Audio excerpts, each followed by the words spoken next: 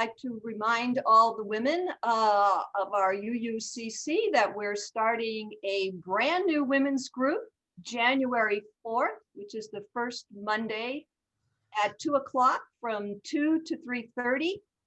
And we'd love to have you come and join us. So if you can look up my name, Diane DeMarco, in the newsletter. My phone number is there. My email is there. If you can let me know you'd like to join, I'll definitely make sure you get an invitation. So thank you very much. And back to you, Andy. Okay, thank you, Diane. Next week, Randy Schwalbe will present Hope Springs Eternal. Sharing together some of our personal and significant joys and concerns brings us closer as a faith community. We invite you to share the milestones that are deeply felt as a part of your personal life. But please be mindful and considerate of all who come to worship with us this morning. This is a time of community building. The collective flames of these candles also embody all the joys and sorrows which may have gone unspoken today, but are also deeply felt in this community. For our first reading, it's from The Great Shift and How to Navigate It by Michael Drake. We are living during extraordinary times. So many are asking the same question these days: what is happening around us? We live in a time of accelerated change and transformation. We see severe climate change, massive oil spills, and species dying off. We see the corruption in banking, politics, and religions around the world. We see fear, anger, and hopelessness in our communities. Greed, poverty, violence, and injustice are predominant characteristics in our civilization. What on earth is happening? A growing number of voices in the international shamanic community are telling us that Mother Earth and her inhabitants are undergoing a fundamental evolutionary change, a change that many of us will experience firsthand in this lifetime. Some call it Kali Yuga, the age of maximum darkness and ignorance, a time when the dark forces of the unconscious are at their strongest. Some call it the era of strife, tribulations, or end of days. Others refer to this unfolding event as the turning of the age, or a great shift in consciousness that was foretold long, long ago. This is an exciting time to be present on Earth. It is a time filled with unparalleled opportunities for spiritual growth. The anthem today is New Beginning by Tracy Chapman and will be sung by our very own music director, Mary Schwalbe.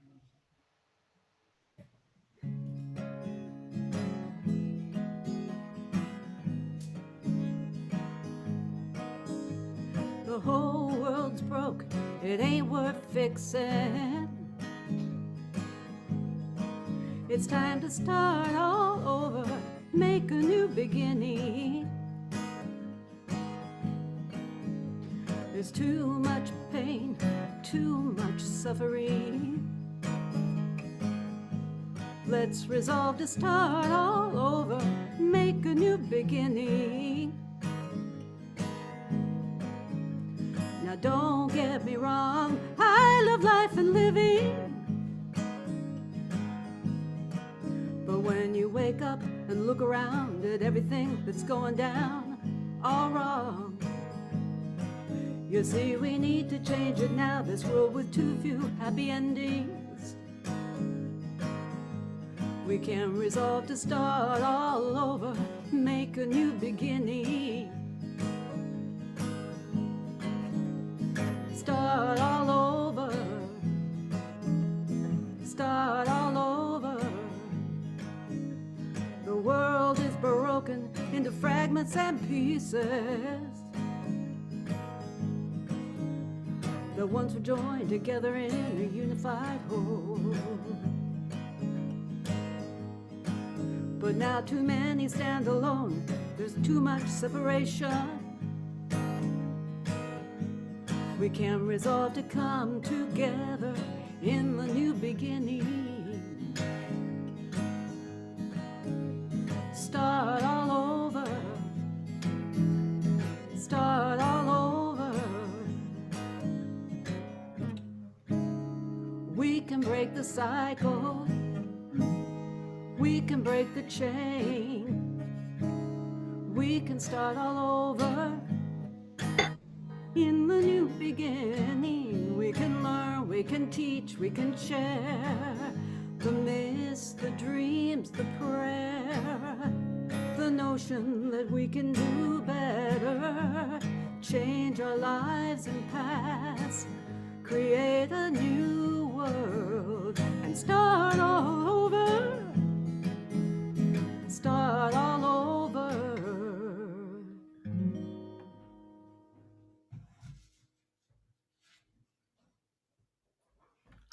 Thanks, Mary. Wish you could all be here to hear that live. It's really good. We were all bopping here in the sanctuary. Our second reading is also from The Great Shift and How to Navigate It by Michael Drake. It isn't hard to see that even though we live on a planet that surrounds us with beauty, that there is a lot of darkness manifesting within humanity. We must learn to deal with this dissonant energy. We cannot make sense of it because it is entirely destructive. Instead, we must hold steady within ourselves and observe its chaotic behavior from a place of power. If we do this, it will be unable to feed on us. Our inner calm and stability will help contain its voracious energy, and it will be unable to do as much damage as it would otherwise. It can be easy to lose hope at times, but there are many opportunities for spiritual growth and meaningful action during this time. Today's sermon is titled Return to Sacred, Releasing 2020, and to be delivered by our very own UUCC treasurer, administrator, and wise woman, Susan Landau, along with some of her UUCC friends. Susan. So, welcome to the last UUCC Sunday service of the year 2020. We are in the final countdown of what has been an incredibly challenging year in so many ways: personal, local, national, worldwide, and universal. This year we have seen not only challenges up close and personal, but also on a global scale. What the heck is going on? I began a walk down memory lane by researching the events of 2020 and the events of 2020, and oh my goddess, this year. What a year this has been. For those of us in America, I do not even know where to begin. Our political structure standing on its head, impeachment, yes, that was already happening in January. It seems like forever ago. The chaos, the abuse, all the lies, the division of our country, the extreme abuse of power, so much anger, hatred, and cruelty towards each other. Children separated from their parents, racism, Black Lives Matter, the public murder of people of color, the murder of George Floyd, Breonna Taylor, and so many others. Wildfires in Australia, wildfires in California, Colorado, and Oregon. Constant proof of global warming. The death of Ruth Bader Ginsburg and the stacking of the Supreme Court. The never-ending election and the ongoing threat to our democracy. It is really hard not to be more despairing and overwhelmed, but realize that 2020 is coming to a close and it will soon be time to release it and move into 2021. Perhaps we can change our perspectives and soar above like the eagle to see things from a higher view. This morning, we have Nancy Tolan and Chris Fox, who have agreed to share from their perspective some of their experiences of 2020. Nancy, would you begin, please? Thank you, Susan.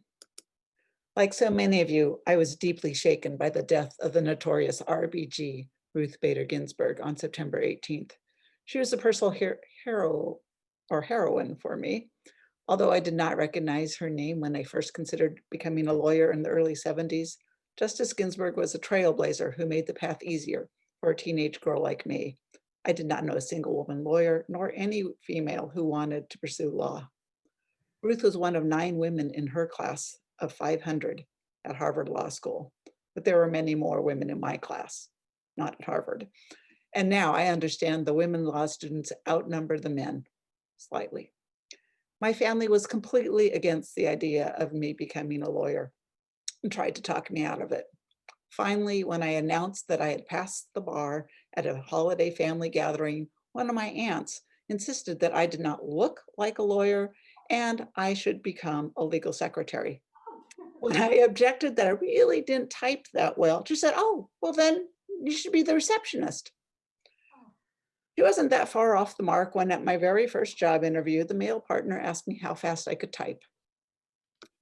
I first learned about Justice Ginsburg by name when President Bill Clinton nominated her for the US Supreme Court in 1993. I was familiar with some of her landmark cases, which she had argued before the Supreme Court. Like RBG, I had realized it was sometimes better to go at an issue indirectly by arguing something that would appeal to the judges, rather than state my real goal to help the downtrodden. When I learned of RBG's death, I started on my own 5 stages of grief journey. You know these stages: denial, anger, bargaining, depression, and acceptance. First, denial. This can't be happening. How could RBG die? Her name was almost synonymous with stamina and strength. She famously worked out with a trainer regularly. Since 1999, she had survived several bouts with cancer, including several surgeries. She had heart stent surgery, and multiple falls, resulting in broken ribs. Just in July of 2020, RBG announced that she had been treated earlier this year for cancerous lesions on her liver and made clear her intentions to remain on the Supreme Court bench, stating she could still do the job full steam. Through it all, Justice Ginsburg did not miss a single oral argument until her 2018 lung surgery, and even then, she worked from her hospital bed. Ruth Bader Ginsburg could not die with 6 months to go before the election. It wasn't possible. So went denial. Next came anger. Did this mean Trump could nominate another Supreme Court justice like Gorsuch or Kavanaugh? Hadn't he done enough damage that would last for decades? And hadn't the Democrats seen Weekend at Bernie's? Yep, I thought they could just pretend that Ruth was still alive. She was so tiny, it wouldn't be that hard to shuffle her around and misdirect inquisitors. The Supremes famously don't reconvene until the first Monday in October. Surely that could buy some time. Dang, I figured the Ginsburg offspring were too honorable to engage in such a ploy. Alas, I reasoned it would not be necessary because everybody must remember Mitch McConnell's refusal to move forward on Merrick Garland's nomination by President Obama in March 2016. Yes, 8 months before the presidential election, McConnell was vehement that the people should decide who would fill the seat by electing the president. Surely he had a scintilla of integrity and would follow the same reasoning a mere 6 weeks ahead of the 2020 election. Scintilla is one of those little words that pops up in all kinds of legal decisions. Feel like I have to use it. Soon, the pundits were saying there was not enough time for a nomination and approval by the Senate. Even I could see that the Congress couldn't get its act together to pass additional COVID-19 relief, so there was nothing to worry about. And then the unthinkable happened, and Amy Coney Barrett was sworn in despite my desperate bargaining, which I don't have time to recount, nor my depression. The last stage of grief is acceptance. I'm ready to accept RBG's passing. I have felt a smidgen of relief as the current Supreme Court has not completely been co-opted as it considers Trump's efforts to steal the election. There is some independence on the Supreme Court still, and Chief Justice Roberts clearly understands the importance of that independence. It remains an essential American judicial value, and even Ruth Bader Ginsburg would take some satisfaction in that. Thank you. Thank you, Nancy. Chris, would you be willing to share your experiences of 2020 with us? Thank you. This is the present tense, a tense present. I borrowed this line from an essay I read in the New York Times this week. It is a fitting way to describe our experience of 2020. It is a year of hope and hope deferred, of immediate worry and unarticulated anxiety. 2020 is a year that slowed to a crawl when we discovered that no, the virus would not be over soon, but yes, a semblance of normalcy did return for a while. And now what is not edging its way to closure but rampaging is the consequence of not paying enough attention. Growing up, my mom would have admonished us that we did not learn our lesson the first time. But such is the human condition, and I might add the unflagging optimism of Americans, unlike, say, the Italians or the Hungarians, who based on their collective history would not have been so glib. They have it too, but they were sure it was coming. They knew it was coming back. This is not to say that all is a negative spiral downward to the profound weirdness of a new reality. We will get our old reality back mostly intact soon enough. At least I hope so. So it is in this present tense, in a tense present, I offer you some comforting thoughts about the past year. In 2020, I read more books than I have in the past 3 years put together. I am sure I'm not alone in finding solace in reading. I paused more often to contemplate what I read, and I found a bit of joy whenever I came across a new word to look up. My friend Tricia speaks of these newfound words as little gifts. It is the season of gifts, and so I hope I get a few more. Like many people, I experienced the passing of a loved one, and I could not be there to reach out in those last few moments of life to help ease the passing. My father was a proud man and often a difficult person to be around. He absolutely hated it when anyone fussed over him, so for him to leave on his own time, on his own terms, afforded him at least the dignity of having death come his own way. I am strangely comforted by this, even with coinciding feelings that I would have liked to be near him. Death is, as life is, a little different for each of us, yet it is the same, one of the many paradoxes I have pondered this year. I take great comfort in my work. The students I guide have demonstrated over and over again just how resilient is the human spirit. Yet I worry about them. This is an age when worlds should be expanding, when more freedom is given to make choices of consequence, to affirm or deny what they have been taught, what they think they know, and how they express themselves in the world. But their lives have been constrained to looking at a computer screen for hours a day, to finish their courses, to participate in their clubs and service activities. Some of the lucky ones who play a sport actually got to do so. I asked some of my students what they learned this year, if it had affected their goals or their outlook on the future. Here are a few responses condensed. Natika says, one thing I've learned through the pandemic is how my connections and friendships with acquaintances really do matter. Whether it's simply hello to someone in the hallways or talking to someone after school, it's these minuscule conversations that make up a great part of my life. I miss them now because I only speak with my closest friends, which is awesome, but speaking with those I don't have classes with is also important to me.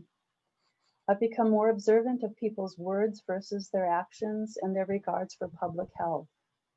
It's interesting how the people who have credentials to be considered educated break basic health protocols during the pandemic, which has made me ponder what education or being educated means. Lastly, I don't believe my aspirations have changed. If anything, I'm anxious for my generation as we're going to deal with tremendous consequences after we come to a calmer time. Whatever our dreams may be now, we will have to step up for the world's and for society's sake. Harshini says, during the pandemic, I learned the importance of family. More than anyone else, they are always here to support me and lift me up whenever I struggle. I also learned more about gratitude. I take moments of the day to just say thanks. For the new year, I hope families can get back on their feet again. I hope the vaccine is effective and helps us come back to what our normal was. I also aspire to be more independent and confident this next year. At first, I was fearful of what 2021 has to bring. However, I'm learning to be confident, for I can face anything that does come my way. Justin adds, during this pandemic, I've mainly learned the importance of actively working on relationships, because when you stop regularly seeing people in person, it's hard to connect. But I'm excited for the new year when I hope to meet new people in college. Like Natika, I look forward to the day when we are no longer safe in our hygienic little worlds and no longer avoiding eye contact with fellow shoppers at the Croc. When out walking in the neighborhood, I'm not limited to talking to the deer and the turkeys who do not wonder if I'm contagious. Like Harshini, I'm consciously more grateful for the life Jack and I live. Like all my students who shared comments, the importance of the relationships we have now has reinvigorated us after every distressing moment in 2020. We will bid 2020 farewell, but not without recognizing it gave us some truths to hold on to, some lessons to learn, and some hopes to make good on, and especially some relationships to newly treasure. Thank you. Thank you, Nancy and Chris, both. So if you think back on the drama and the craziness and the upheaval and all the things that have been going on in 2020, just kind of hold those in your thoughts for a moment. And then think about this. For many years, I've heard light workers, shamans, and others speak of what they call the Great Awakening, the Great Turning, or the Great Shift in our world. It is also called the end times, but think of it as the end of times as we know it, not the end of the world. Many different cultures have prophesied its coming for eons, each giving it a different name. What we've been experiencing in 2020 and continue to experience is us being right smack dab in the middle of the Great Turning. The Great Turning is a global awakening to the dis-ease of our planet, our love of life, and the revolution that is required to heal our world. It is a recognition by all of us that we truly are all one, that the earth and everything on her is a living being. The humans, the animals, the trees, water, rocks, birds, all connected, all one. Things have to be shaken up in order for people to wake up and get it. This chaos is the wake-up call needed for humanity and for the earth to heal. People's hearts sometimes have to be broken open to shake them awake. We are living in the imbalance of people not living their truth or in their integrity. We need to wake up and learn to look for the silver lining in everything and start to ask, how can I see things in a different way, in the positive? People are waking up and becoming who they truly are and beginning to walk in their own personal power. It is truly the great unveiling of our time. And we're not just moving into a new year, but we are moving into a whole new time. This is an evolutionary moment for our world, and we are witnessing it. This is, excuse me, this life is a sacred path that we all walk together, with or without the awareness that we are. I firmly believe that every challenge, every hardship and obstacle is an opportunity for each of us to look within, heal ourselves, and grow. It is sometimes hard to remember this when we are deep in the middle of chaos and our angst, but it is true. There are events rising to the surface that have been making their way to 2020 for hundreds of years, all culminating in a glorious and sacred opportunity for each of us to expand ourselves. These things have come to the surface so that we can heal them and return to the sacred. I would like us to refocus and be open to that, beginning that process now, together, in community, and in ceremony.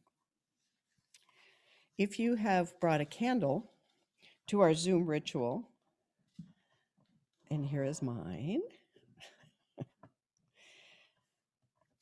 please light it now as we call in the directions. If you do not have a candle handy, please imagine you have a candle with you. Place the candle close by, and with us, strike a virtual match or light a virtual fire stick and light your imaginary candle.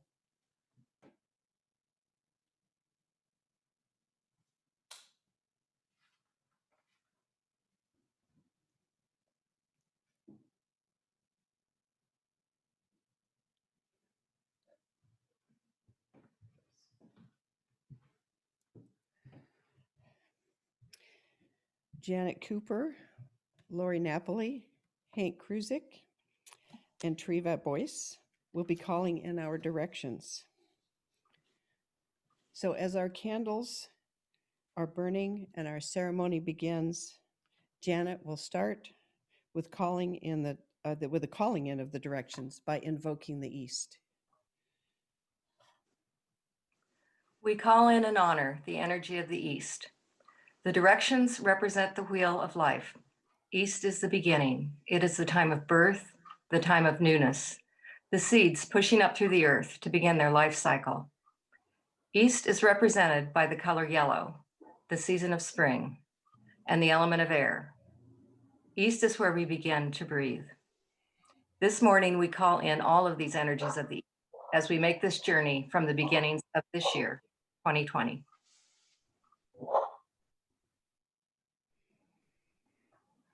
We call in and honor the energy of the South.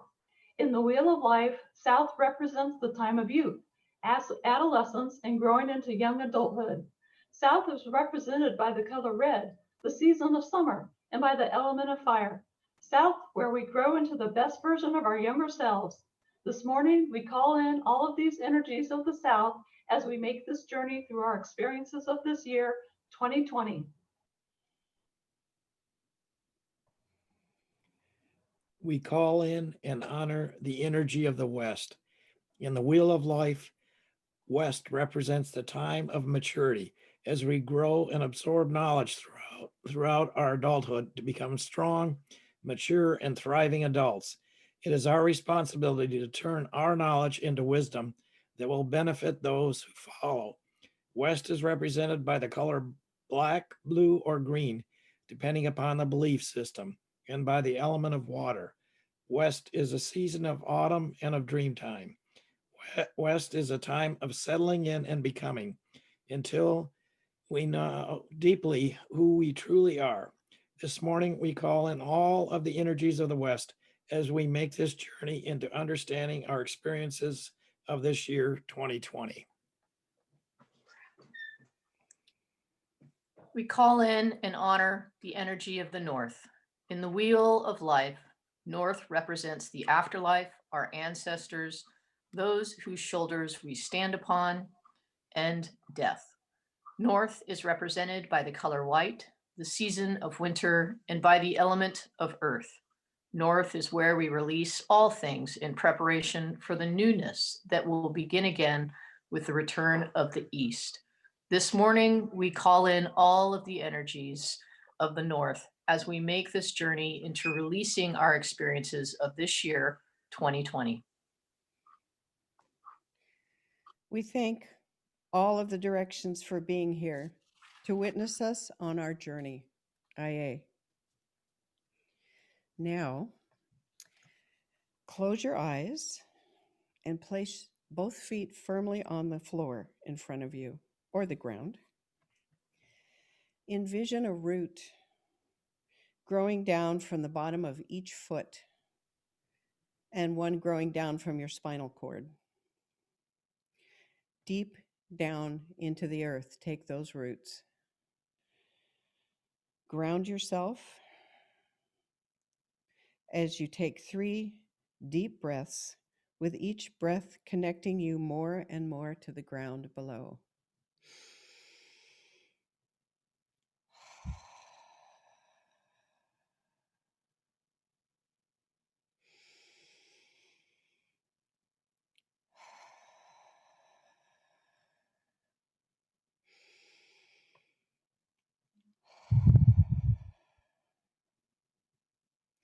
When you feel yourself settled and grounded, take one last deep breath and let it out.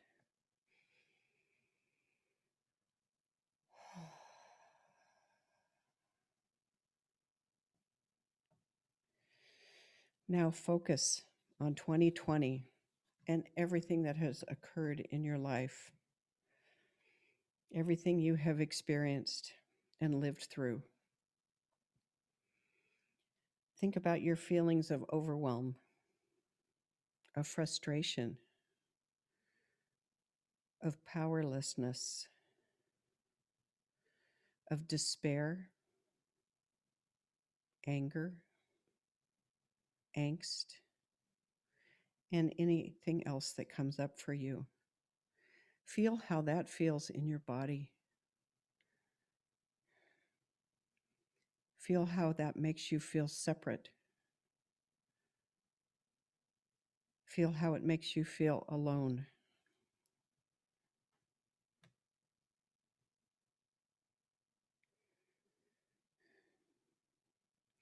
Hold that for just a moment, and then take another very deep breath and let it all out. As you let it out, releasing all those emotions. Release the feelings of chaos and unpredictability that have been holding us all hostage for this past year. And with another deep breath and exhalation, let it all out again. Every last bit.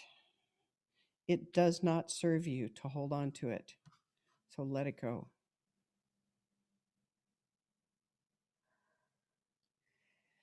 And with your eyes still closed, gently allow your heart to open and listen with your entire being as I share The Great Turning About by Christine Fry. So really take this in. You've asked me to tell you about the great turning, of how we saved the world from disaster. The answer is both simple and complex. We turned. For hundreds of years, we had turned away as life on Earth grew more precarious. We turned away from the homeless men on the streets, the stench from the river, the children orphaned in Iraq, the mothers dying of AIDS in Africa. We turned away because that was what we had been taught, to turn away from our pain, from the hurt in another's eyes, from the drunken father, from the friend betrayed. Always we were told, in actions louder than words, to turn away, turn away. And so we became a lonely people, caught up in a world moving too quickly, too mindlessly towards its own demise. until it seemed as if there were no safe space to turn, no place, inside or out, that did not remind us of fear or terror, despair and loss, anger and grief. Yet, on one of those days, someone did turn, turned to face the pain, turned to face the stranger, turned to look at the smoldering world and the hatred seething in too many eyes, turned to face himself, herself. And then another turned, and another, and another. And as they wept, they took each other's hands until whole groups of people were turning, young and old, gay and straight, people of all colors, all nations, all religions, turning not only to the pain and hurt, but to beauty, gratitude, and love, turning to one another with forgiveness and a longing for peace in their hearts. At first, the turning made people dizzy, even silly. There were people standing to the side, gawking, criticizing, trying to knock the turners down. But the people turning kept getting up, kept helping one another to their feet. Their laughter and kindness brought others into the turning circle until even the naysayers began to smile and sway. As the people turned, they began to spin, reweaving the web of life, mending the shocking tears, knitting it back together with the colors of the earth, sewing on tiny mirrors so the beauty of each person, each creature, each plant, each life might be seen and respected. And as the people turned, as they spun like the earth through the universe, the web wrapped around them like a soft baby blanket, making it clear that all were loved, nothing separate. As this love reached into every crack and crevice, the people began to wake and wonder, to breathe and give thanks, to celebrate together. And so the world was saved, but only as long as you too, sweet one, remember to turn. So now see yourself in your mind's eye, with your arms outstretched at whatever age, joyously spinning and turning with your heart wide open as you shed and release the energies of 2020. Release them all and begin to turn towards and embrace 2021 from an entirely new and higher perspective. Hold this in your heart and remember to turn. Turn to what is sacred.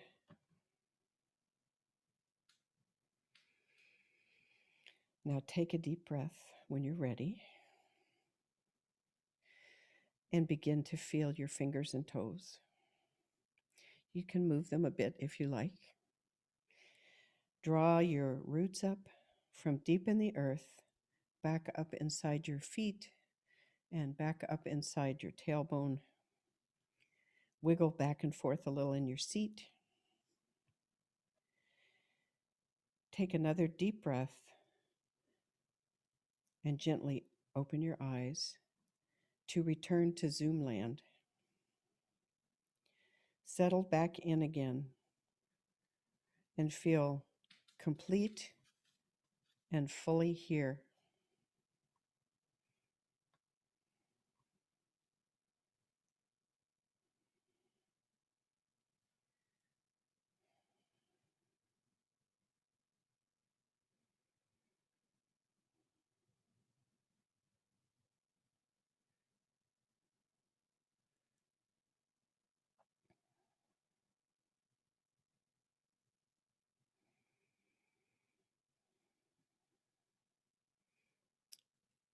And when we're all back, gently blow out your candle or your virtual candle.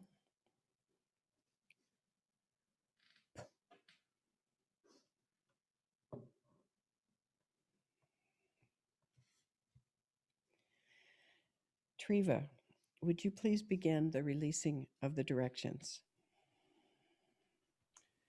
Energies of the North, spirits of our ancestors, we are in deep gratitude for your presence here this morning. We now release you. Energies of the West, place of wisdom and introspection, we are in deep gratitude for your presence here this morning. We now release you.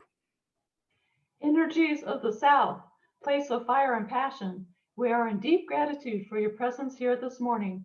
We now release you. Energies of the East, place of new beginnings and new life, we are in deep gratitude for your presence here this morning. We now release you.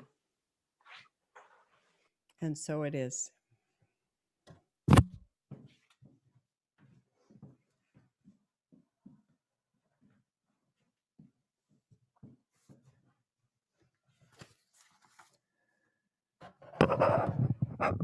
Thank you. Thank you, Susan. Thank you, participants, for providing a context, a much needed context for this transition to a new year, for that turning circle. Thank you. Normally at this time, we receive offerings from our congregants. However, due to the virtual format of this service, we invite you to make your offering in one of the methods shown on the slideshow. These methods are posted in the newsletter and on the UUCC website. Please keep in mind that our congregation is entirely self-governed by the democratic process. One of the privileges of our free church tradition is to provide all of the financial support for our many ministries from among ourselves. Generosity, therefore, is one of the spiritual values we recognize as central to our personal and our institutional well-being. You are invited to participate in the blessing of giving by sending us an offering. Thank you.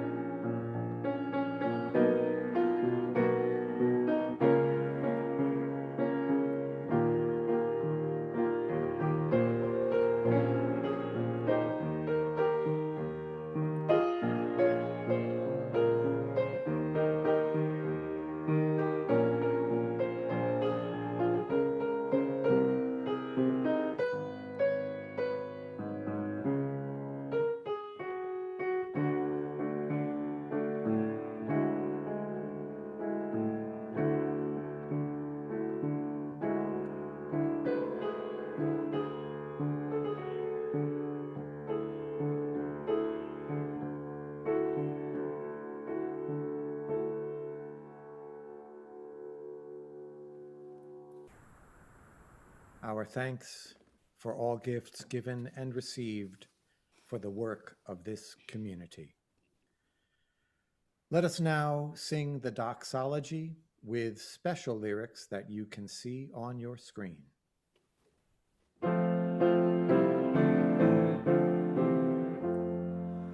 Rejoice in love we know and share, in love and beauty everywhere.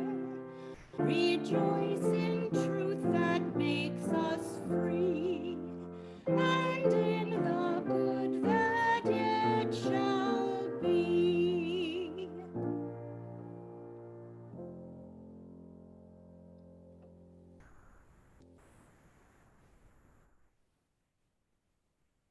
the closing hymn, We Shall Be Known, by Carisha Longacre.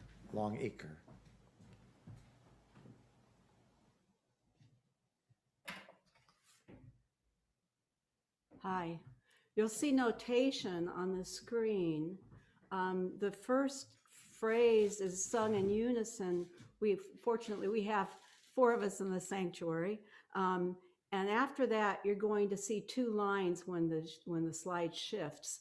The line up above will be the harmony for any of you who read music and want to try singing the harmony part. And the melody will be the bolder print on the bottom stanza.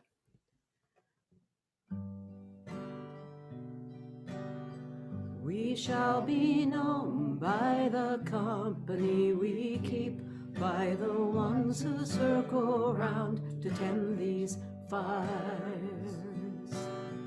We shall be known by the ones who sow and reap the seeds of change alive from deep within the earth.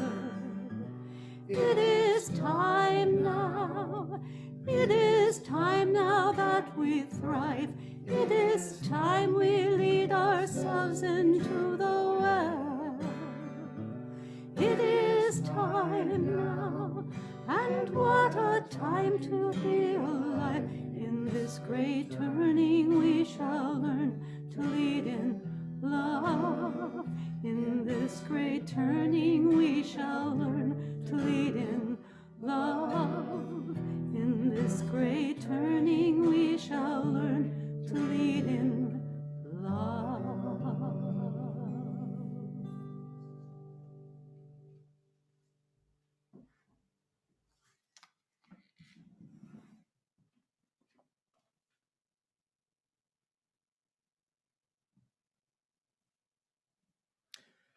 Thank you, Mary. And now let us recite a special end-of-year valediction.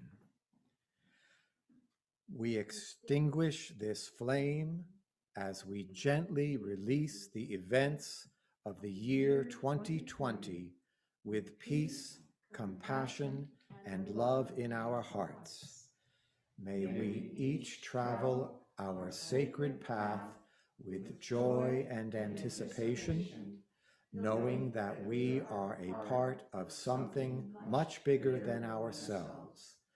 May we hold each other and the world in love and light until we meet again.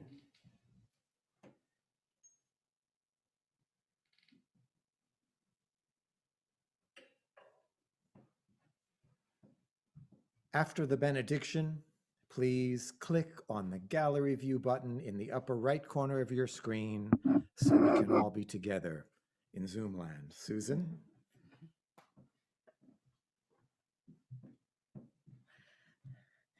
These words are from Black Elk, a holy man of the Oglala Sioux, and he was speaking of a vision he was gifted with by Great Spirit. And while I stood there, I saw more than I can tell and understood more than I saw, for I was seeing in a sacred manner the shapes of all things in the Spirit and the shape of all shapes as they must live together like one being. And I saw the sacred hoop of my people was one of many hoops that made one circle, wide as daylight and as starlight. And in the center grew one mighty flowering tree to shelter all the children of one mother and one father. And I saw that it was holy. Aho.